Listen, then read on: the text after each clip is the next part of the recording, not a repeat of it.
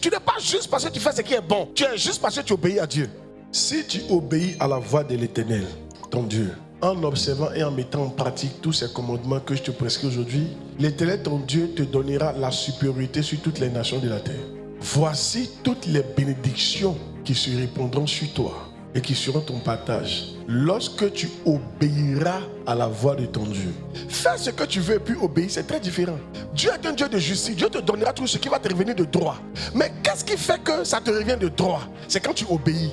C'est l'obéissance qui te rend juste. Pourquoi? C'est par l'obéissance que Dieu veut te bénir. Pourquoi il dit ça? Romains 6,16. Ne savez-vous pas qu'en vous livrant à quelqu'un comme esclave pour lui obéir, vous êtes esclave de celui à qui vous obéissez, soit du péché qui conduit à la mort, soit de l'obéissance qui conduit à la justice.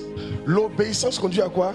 À la justice. La justice, c'est quoi? On peut être juste par la foi, on peut être juste par l'obéissance. Dieu, c'est un Dieu de justice.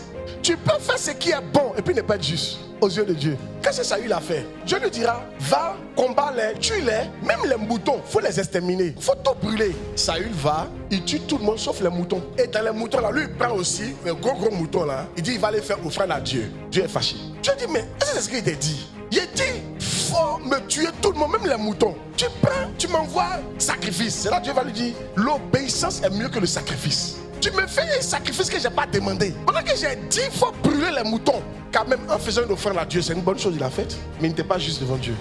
Il avait perdu sa justice. Donc il avait perdu le droit d'avoir une bénédiction. Parce qu'il faisait quelque chose qui était contraire à ce que Dieu lui a dit. Tu peux faire quelque chose qui est bon, mais si tu n'as pas obéi à la voix de Dieu, tu n'es pas juste.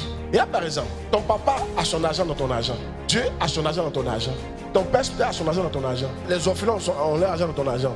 Si tu prends l'argent de Dieu pour aller donner à ton frère qui a des problèmes, tu as fait une bonne chose.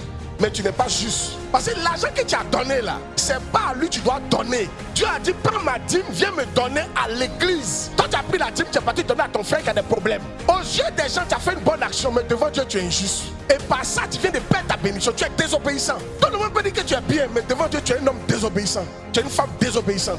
Et du coup tu perds ta justice. Tu perds le droit d'avoir quelque chose. Pourquoi Dieu veut que vous lui obéissez? C'est parce que c'est en obéissant que tu mérites d'avoir cette chose-là. C'est par l'obéissance qu'on peut être juste envers toi. On peut te donner ce qui te revient de droit.